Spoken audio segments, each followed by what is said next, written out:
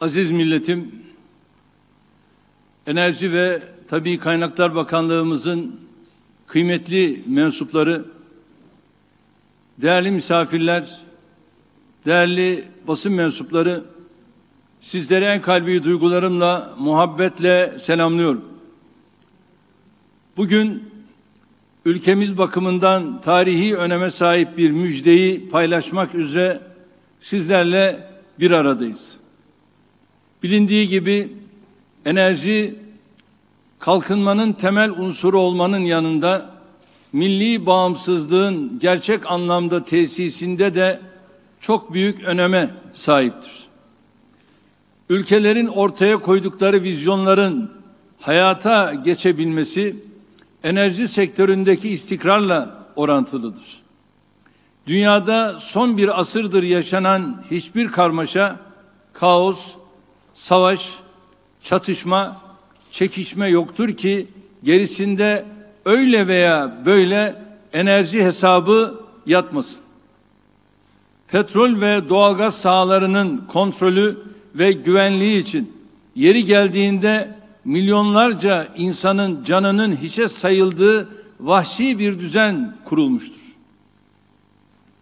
Eğer bir damla petrolü oluk oluk akan insan kanından daha değerli gören bu gayri insani küresel düzen hala hükümranlığını sürdürmektedir. Suriye'deki son yıllarda yaşananları düşünün. Biz mazlumların ve mağdurların bulundukları yerlere giderken birileri her şeyi bir kenara bırakıp doğrudan petrol üretim tesislerine yönelmiştir. Aynı durumda Libya'da karşılaştık. Biz Libyalı kardeşlerimizin çağrısıyla onları darbecilerden kurtarmanın mücadelesini verirken birileri yine petrol sahalarının dibinde bitivermiştir. Doğu Akdeniz'de oynanan onca oyunun gerisinde de enerji kaynaklarının paylaşımı kavgası vardır. Hamdolsun biz önceliğimizi asla değiştirmedik. Hep önce insan dedik. Hep önce dostluk, kardeşlik dedik. Hep önce mazlumlar ve mağdurlar dedik. Hep önce hak, hukuk, adalet dedik. İnsanlık bizde, petrol onlarda kalmış olabilir. İşte Rabbim bize bambaşka bir yerde hem de görülmedik zenginlikte bir kapı açtı. Yarın benzer kapılar başka yerlerde de önümüze açılacaktır. Çünkü artık bu alanda en üst lige çıkmış bir Türkiye var. Bugünlere elbette kolay gelmedik. Ülkemizde çok uzun yıllar boyunca petrol ve doğalgaz arama çalışmaları genellikle kiralama usulüyle yapıldı. Hele derin deniz sondajlarında tamamen dışa bağımlıydık. Yüzlerce milyon dolarlık arama faaliyetleri sonunda elimize 3-5 sayfalık bir rapor dışında hiçbir şey geçmedi. Kimsenin günahını almıyoruz. Belki de gerçekten aradılar ama bulamadılar. Ama sonuçta biz artık bu şekilde yürüyemeyeceğimizi gördük. Bu tür çalışmaların öyle kiralama veya benzeri yöntemlerle değil, doğrudan milli kuruluşlarımız aracılığıyla yürütülmesini kararlaştırdık. Ülkemizin milli enerji ve maden politikasını 2017 senesinde yeni baştan belirledik.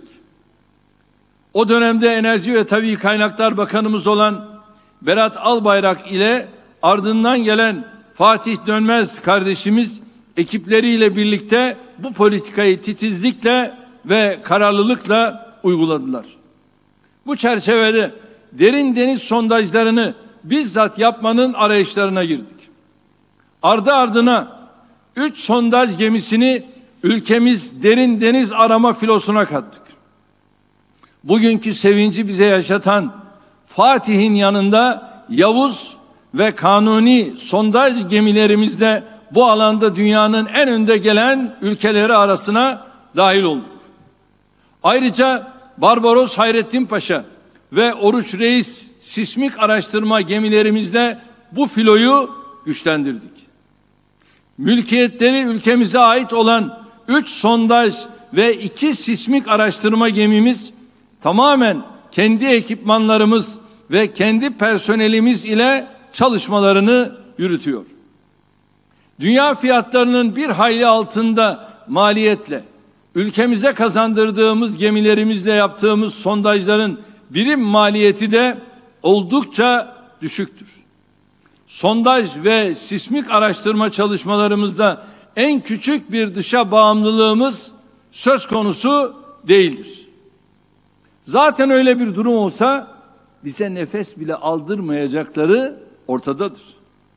Yerli ve milli imkanlarla hareket ettiğimiz için bu başarıya ulaştık. Aziz milletim, evet, sevincimizi hep birlikte yaşamak için şimdi müjdemizi sizlerle paylaşmak istiyorum. Türkiye tarihinin en büyük doğalgaz keşfini Karadeniz'de gerçekleştirdi.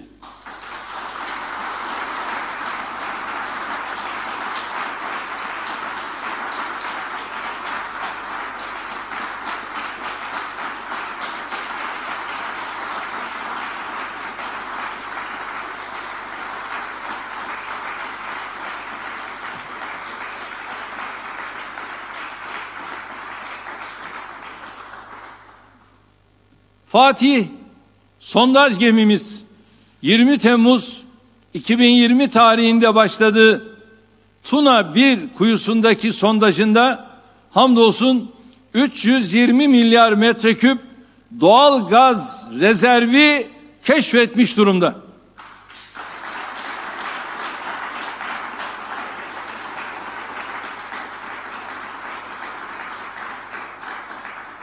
Kendisini Boğaz'dan uğurladığım günü hatırlıyorum.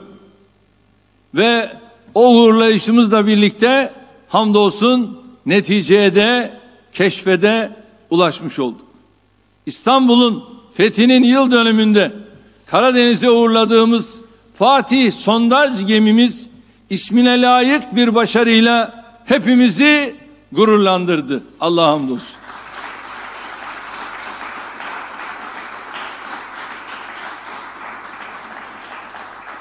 Daha önce Tuna 1 diye adlandırılan bu alanı Sakarya gaz sahası olarak isimlendirdiğimiz bu alanda gereken tüm test, analiz ve mühendislik çalışmaları tamamlandı. Kuyudan elde edilen veriler aynı bölgede yeni doğalgaz keşiflerinin kuvvetle muhtemel olduğuna işaret ediyor. Yani bu ilk kuyuda bulunan rezerv çok daha zengin bir kaynağın sadece bir parçasıdır. İnşallah devamı da en kısa sürede gelecek. Rabbimize, bize ve milletimize bu günleri gösterdiği için hamd ediyoruz. Yıllarca enerjide dışa bağımlılığının maddi ve manevi sıkıntılarını çekmiş bir ülke olarak artık geleceğimize daha güvenle bakacağımıza inanıyoruz. Bu operasyonu tamamen milli imkanlarla gerçekleştirdik. Şimdi hemen tespit kuyuları açmaya başlayacak. Ardından üretim konseptini belirleyip inşaat ve yapım işlerine geçeceğiz. Doğalgazın yüzeye çıkartılması ve sisteme aktarılması işlemleriyle birlikte bu kaynaktan fiilen istifade etmeye başlayacağız. Şimdi hedefi veriyorum. Hedefimiz 2023 yılında Karadeniz gazını milletimizin kullanımına sunmaktır.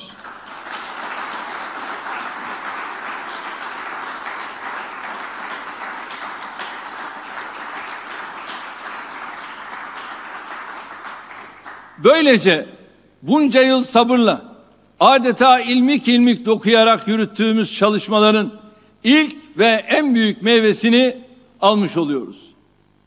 Fatih ve Yavuz gemilerimiz vasıtasıyla Akdeniz ve Karadeniz'de bugüne kadar 9 derin deniz sondajı gerçekleştirdik. Nihayet son sondajda milletimize beklediği müjdeyi verme şerefine nail olduk. İnşallah benzer bir müjdeli haberi Akdeniz'den de bekliyoruz.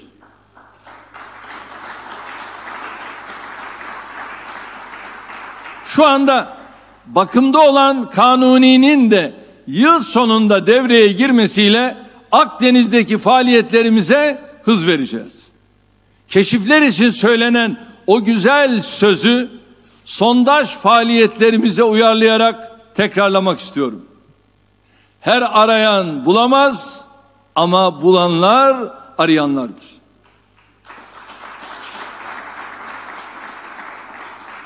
Evet, biz de arayacağız ve inşallah bulacağız. Sakarya gaz sahasıyla Bismillah dedik. Allah'ın izniyle devamı da gelecek. Çünkü Sakarya saf çocuğu masum Anadolu'nun divanesi ikimiz kaldık Allah yolunun. Biz bu yolun divanesiyiz. İnşallah burada da neticeye ulaşacağız. Sadece denizlerde değil, kendi topraklarımızdaki aramaları da daha sıkı ve bilinçli şekilde yürütüyoruz. Diğer ülkelerdeki arama ruhsatlarımızı da çoğaltıyoruz. Aziz milletim, ülkemizin enerji meselesini kökten çözmekte kararlıyız. Türkiye yıllarca bunun sancısını, sıkıntısını çekmiş, bedelini ödemiş bir ülkedir. Cari açığımızın en büyük sebebi de hep enerji olmuştur. Yerli ve yenilenebilir kaynaklara verdiğimiz önem sayesinde bu konuda nispi bir denge sağlasak da hala enerjide ciddi bir ithalatçı durumundayız. Cari açığımızın ana sebebi bu değil mi? Bu. Denizlerde ve karada daha çok arama yapıp neticeye ulaşarak enerjide net ihracatçı konumuna gelene kadar bize durmak, dinlenmek yok. Bir yandan konvansiyonel enerji kaynaklarına yoğunlaşırken, diğer yandan elektrikli motor başta olmak üzere geleceğin teknolojilerine de yatırımlarımızı sürdüreceğiz. Her kaynağın diğerinin tamamlayıcısı olduğunu unutmadan tüm alanlarda en güçlü şekilde varlığımızı göstermekte kararlıyız. Türkiye artık hiçbir alanda birilerinin gölgesine sığınma ihtiyacı duymadan kendi ayakları üzerinde durabilecek güce, iradeye ve kaynağa sahiptir. Kimsenin hakkına gözümüzü dikmeden ama kimseye de hakkımızı yedirmeden hedeflerimize doğru yürümeyi sürdüreceğiz.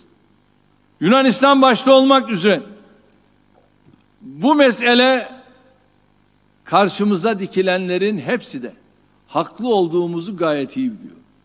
Özellikle Avrupa Birliği Yunanistan'ı şımartıp üzerimize salarken sergilediği çifte standart sebebiyle bir kez daha kendi ilkelerine ihanet ettiğini, birliği ayakta tutan değerleri yıprattığını görmelidir.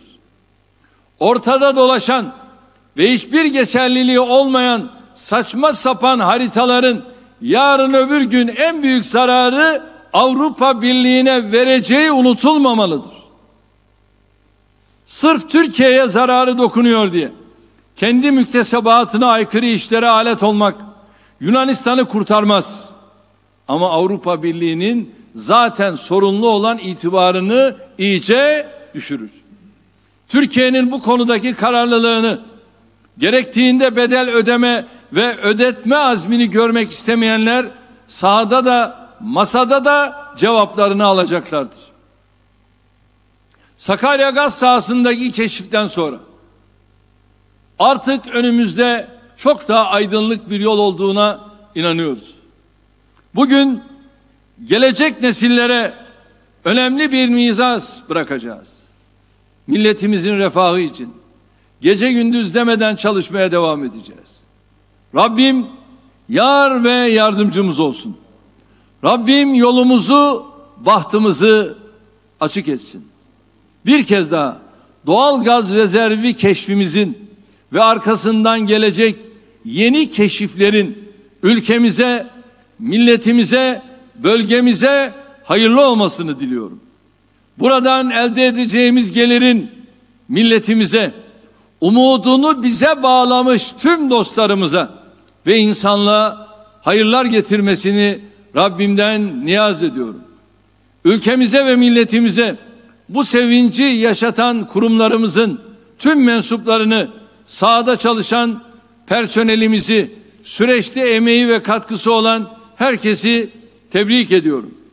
Özellikle bu sürece öncülük eden Enerji ve Tabii Kaynaklar Bakanlarımız Berat Albayrak ve Fatih Dönmez'e bir kez daha ekipleriyle beraber teşekkürlerimi sunuyorum. Hepinizi sevgiyle, saygıyla selamlıyorum. Kalın sağlıcakla.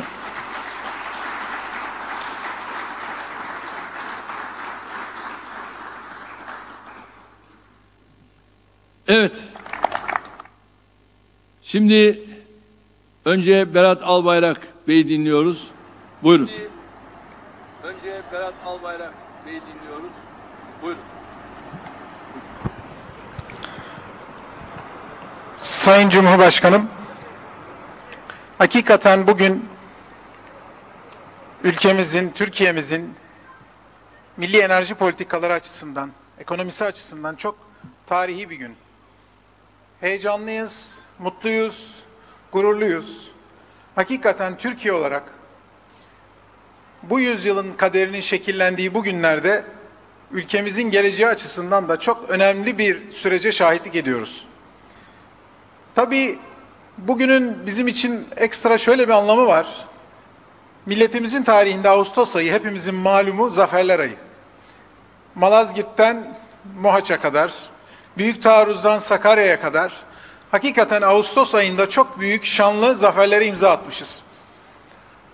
Bugün yine bir Ağustos ayında 10 yıllardır süre gelen özellikle enerji alanında ülkemizde hep ifade edilen makus talihini tarihe gömdüğümüz, büyük şanlı bir zafere imza attığımız aslında bir sürece de şahitlik ediyoruz.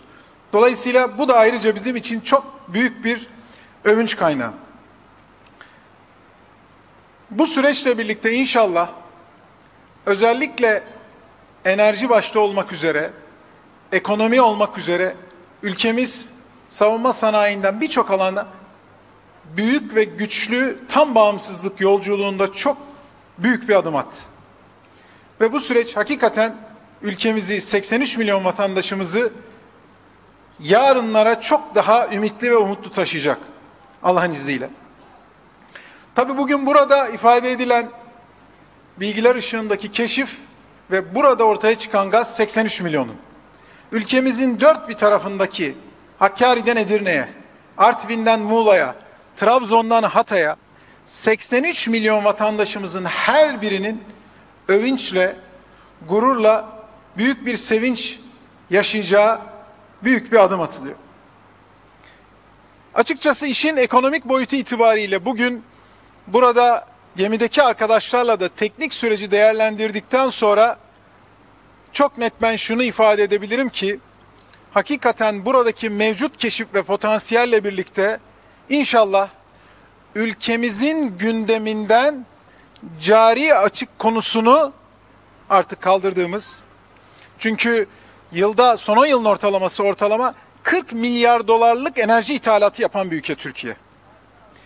Bugün buradaki bu potansiyelle birlikte inşallah gündemimizden cari açığı değil, cari fazlayı konuşacağımız, döviz fazlasını konuşacağımız yeni bir döneminde inşallah başladığını, yeni bir sürece girdiğimizi de ben şu son saat içerisindeki bilgilendirmelerde elhamdülillah görmüş oldum.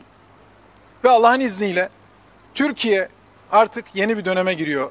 İfade ettiğiniz gibi artık ne doğu ne batı, yeni eksen Türkiye söyleminde yeni bir sürece inşallah gidiyoruz. Ben tabii burada hakikaten bu süreçte özellikle milli enerji ve maden politikaları noktasında çok önemli bir mücadele ortaya koyan, son 4-5 yılda işte 2015, 2016, 2017'den bugüne kadar müthiş bir çaba ortaya koyan bu ekibe, başta Bakanımız Fatih Dönmez Bey olmak üzere, Bakan Yardımcımız Alparslan Bey olmak üzere, TPA Genel Müdürümüz Melihan Bey olmak üzere, bugün gemideki tüm mühendis arkadaşlar başta olmak üzere tüm bu ekibe ve onlardan da öte hakikaten bu milli enerji ve maden politikası yolculuğunda Ertuğrul Bey, Tahsin Bey, Ömer Bey arkadaşlarımız olmak üzere ve yaklaşık 70-80 bin kişilik tüm Enerji Bakanlığı ailesindeki tüm isimsiz kahraman arkadaşlarımın hepsinin alınlarından öpüyorum. Hepsine şükranlarımı sunuyorum. Muazzam bir, çileli bir yolculuktan, ailelerinden de feragat ederek, çocuklarından, eşlerinden de feragat ederek günlerce bu mücadelelerle bu adımı, bu neticeyi ortaya koydukları için şükranlarımı sunuyorum. Ama hepsinden öte, Sayın Cumhurbaşkanım, başta size, ilk günden itibaren bize inanarak arkamızda durduğunuz için size şükranlarımızı sunuyorum. Ve her şeyin ötesinde Cenab-ı Allah'a hamd ediyorum ki bizi başta sizlere ve milletimize mahcup etmediği için. Ve bugün bir kez daha şuna inanç ve imanla şahit ettim ki Cenab-ı Allah hiçbir emeği zayi etmiyor. İnanıyorsanız, çalışıyorsanız ve en önemlisi bir amaç uğruna, bir dava uğruna mücadele ediyorsanız Cenab-ı Allah her işin sonunu hayra tevdi ediyor. Ama bugün ama yarın. Ben hakikaten 2020'lerin Türkiye'sinde kalpten ilk günden beri inandığım bu süreç Cenab-ı Allah'ın nasibiyle bugün yeni bir çağı açtığına inanıyorum. Tekrardan bu hayırlı sürecin, bu güzel, büyük zaferin enerji anlamında, ekonomi anlamında bu güzel günün 83 milyon Türk milletine hayırlı olmasını Cenab-ı Allah'tan niyaz ediyorum. Saygılarımı sunuyorum. Allah'a emanet olun. Kalın sağlıcakla.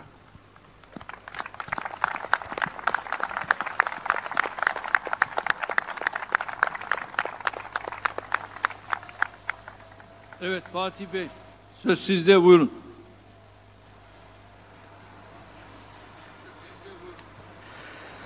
Sayın Cumhurbaşkanım, zat halinizi ve aziz milletimizi Karadeniz'den, Fatih sondaj gemisinden saygıyla selamlıyorum. Bugün bizler için çok önemli bir gün. Türkiye'miz için, milletimiz için tarihi dönüm noktalarından olacak bir günün heyecanını yaşıyoruz. Sayın Cumhurbaşkanım, bir anekdotla sözlerime başlamak istiyorum. Bakanlık görevini tevdi ettiğiniz gün, Sayın Albayrak'tan aldığımız gün aramızda şöyle bir görüşme geçmişti. Hamdolsun elektrik tarafında sorunların büyük oranda çözdüğümüzü, hatta arzımızın, üretimimizin talepten daha fazla olduğunu, doğalgazda da birkaç şehir hariç tüm şehirlerimize doğalgazı götürdüğümüzü, onu da en kısa süre içerisinde tamamlayacağımızı ifade etmiştim. Bugün hamdolsun 81 ilimizde doğalgaz var. 560 civarında yerleşim birimi doğalgaz kullanıyor. 60 milyon civarında vatandaş doğalgaza erişmiş durumda. Yeni dönemde odaklanacağımız esas konunun doğalgaz ve petrol arama olacağını ifade etmiştim. Size kolaylıklar dilemiştiniz. Yine 2 sene önce 2018 Eylül ayında Fatih sondaj gemisi, şu anda üzerinde bulunduğumuz Fatih sondaj gemisini Antalya'daki Alanya 1 kuyusuna göndermezden önce şöyle bir diyalog daha geçmişti aramızda. Sayın Cumhurbaşkanım, uzun ince zorlu bir yola girdik. Desteğiniz bizim için çok önemli. 1970'li yıllarda İngiltere Kuzey Denizi'nde 150. denemede buldu. Norveç 30. denemede buldu deyince bu milletimiz çok bekledi. Bizim o kadar vaktimiz yok. Elini çabuk tut Fatih demiştiniz. Bunun üzerine Türkiye Petrollerindeki arkadaşlarla bir araya geldik ve dedik ki potansiyeli en yüksek olan lokasyonlara ağırlık vereceğiz. Ve kendi aramızda şöyle bir hedef koyduk. İnşallah ilk 10 sondajda bir keşif yakalayalım. Bugün burası 9. derin deniz sondajımız. Rabbime hamd ediyorum. Bizi bugün bu güzel keşifle buluşturdu. Sayın Cumhurbaşkanım, bu bölgedeki sismik çalışmalara bundan 14 ay önce geçtiğimiz yıl Batı Karadeniz Sakarya gaz sahası olarak adlandırdığımız bu bölgede başladık. Yaklaşık 2000 kilometre karelik alanı adeta röntgen filmini çektik. Veriler Türkiye Petrolleri uzmanları ve mühendisleri tarafından detaylı bir şekilde analiz edildikten sonra şu anda üzerinde bulunduğumuz koordinatlarda Tuna 1 adını verdiğimiz lokasyonda ilk sondajımıza karar verdik. Ve sonrasında da Fatih sondaj gemimizi Akdeniz'den önce İstanbul'a, üzerindeki kulenin sökülmesi gerekiyor idi. Mayıs ayında İstanbul'a çektik. Kuleyin demontajını yaptık. Bildiğiniz gibi İstanbul'un fethinin 567. yıl dönümünde Haydarpaşa Limanı'ndan zat-ı hallerinizin de teşrifleriyle Karadeniz'e uğurladık. Karadeniz'de, Trabzon'da, limanda montaj işlemleri devam etti. 15 Temmuz'da oradan yola çıktı. 20 Temmuz'da da burada matkap ilk defa dönmeye başladı. Yaklaşık üzerinden bir ay gibi bir süre geçti. Şu anda deniz seviyesinden 3500 metre aşağıdayız. Buradaki denizin derinliği 2100 metre. Yaklaşık 1400 metrede karada ilerledik. 2 tane önemli gaz kaynağı adını verdiğimiz rezervi kestik. Yaklaşık 500 metrelik bu rezervde gazla buluştuk. Sondaja bir hafta 10 gün ara verdik. Sürekli olarak testleri yapıldı. Yapılan test ve analiz ve detaylı mühendislik çalışmalarından sonra TPA'da çalışan uzmanlarımız ve yetkililerimiz sizin de biraz önce açıkladığı gibi gaz miktarını, rezerv miktarını tespit ettiler. Burada işlemimiz henüz bitmedi. Yaklaşık 1000 metrelik daha derine ineceğiz. Yine sismik veriler bize aşağıda 2 katmanın daha olduğunu, benzer yapılarda olduğunu, dolayısıyla kuvvetle muhtemel inşallah oralarda da gaz kaynağına ulaşacağımızı gösteriyor. Bu saha, şu anda içinde bulunduğumuz saha, gaz keşfi yapılan saha yaklaşık 250 kilometre kare.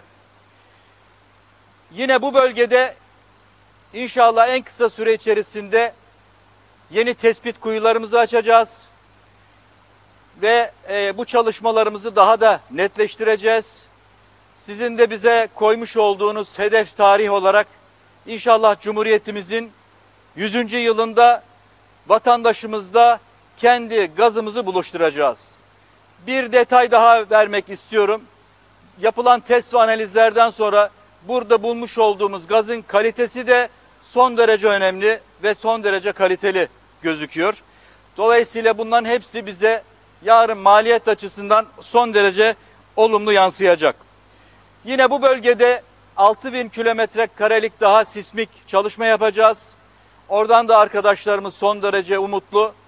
Orada da gelişmeler oldukça zat-ı devletlerinizle ve milletimizle de paylaşmış olacağız. Biz her zaman inandık. Büyük bir sabır, inanç ve tevekkülle bu yola çıktık Sayın Cumhurbaşkanım. Her fırsatta kararlılığımızı varsa mutlaka bulacağız dedik. Sizin de dediğiniz gibi ancak arayanlar bulur dediniz. Biz de aradık ve bulduk hamdolsun. Ama burada milletimizin duası son derece önemli. Bazen moralimizin düştüğü anlar oldu. Şahsım dahil birçok Türkiye Petrolleri çalışanları yaptırımlarla, engellerle karşılaştı. Ama sizin arkamızda dimdik durmanız, milletimizin duasıyla bir milim geriye gitmeden azimle, kararlılıkla bu işlemlere devam ettirdik. Milletimizin duasını hep hissettik. Hatta öyle anlar geldi ki bazı keşiflerimiz olumsuz sonuçlansa da ismini bilmediğim sosyal medyadan bize mesaj atan vatandaşlarımız, bulamasanız da önemli değil, bayrağımızı orada dalgalandırmanız her şeyin ötesinde diyerek bize büyük destek verdiler. Aziz milletimize huzurlarınızda bir kez daha şükranlarımı arz ediyorum.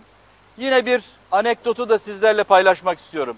Bu süre içerisinde Türkiye Petrolleri çalışanlarına da hem yerli uzmanlarımıza hem de yabancı uzmanlarımıza çeşitli baskılar uygulandı.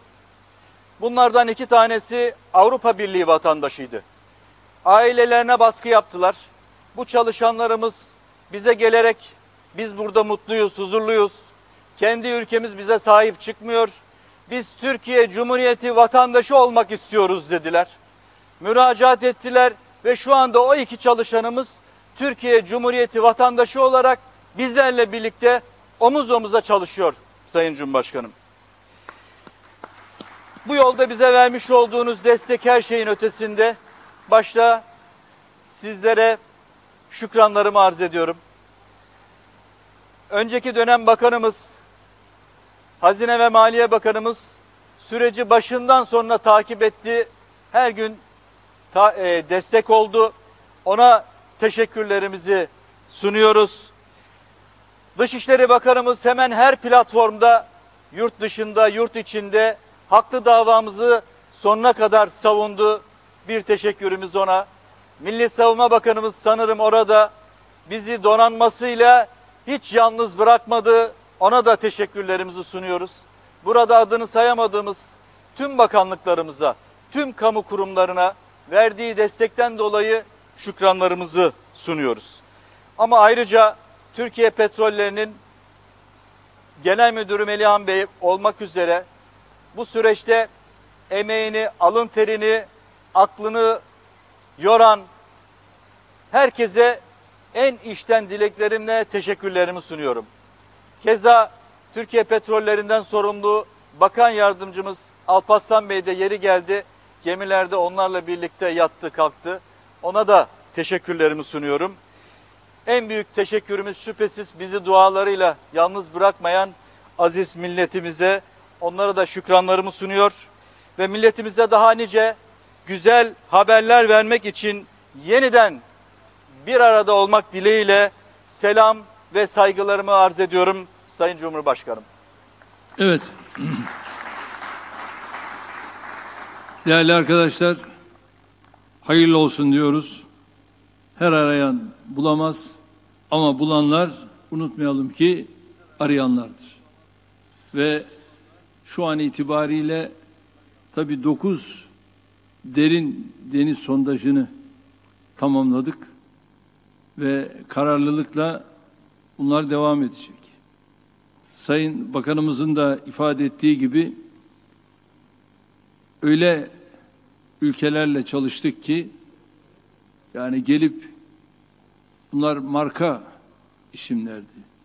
BP'sinden Shell'ine, ExxonMobil'ine kadar yani 100-150 arama yapıp netice alamayıp ondan sonra dönüp gidenler ve bunlar bizden bir kuruş para almadılar. Bütün harcama kendilerinden. Yani bu iş öyle çok rahat bir iş değil. Ama bu işin kaderinde bu var. Ve şu anda biz tabii kendi gemilerimizle gerek sismik araştırmayı, gerek sondaj çalışmalarını yaptığımız için maliyetleri ciddi manada düşürmüş vaziyetteyiz. Ve bu şekilde de yolumuza devam ediyoruz. Tabii bütün temennimiz 2023'e kadar kararlılıkla bu çalışmayı sürdürüp inşallah neticeyi almak. Ben de dün tüm ekibi Ankara'da dinledim. Bize verdikleri umutlar hamdolsun 2023 için bizim de geleceğimize gerçekten ciddi anlamda bir perspektif tuttu. Ben de arkadaşlarımıza şahsım, milletim adına teşekkür ediyorum ve kararlılıkla inşallah bu yola devam edeceğiz ve Kanuni de devreye girdikten sonra Karadeniz'de sadece Fatih'le değil, Kanuni'yle de yola devam edecek. Belki yeri gelecek pas edeceğiz. Bu Doğu Akdeniz'deki çalışmalarımızda farklı adımlar atacağız. Farklı çalışmalar yapacağız. Yani biz doğalgazda, petrolde varız diyeceğiz.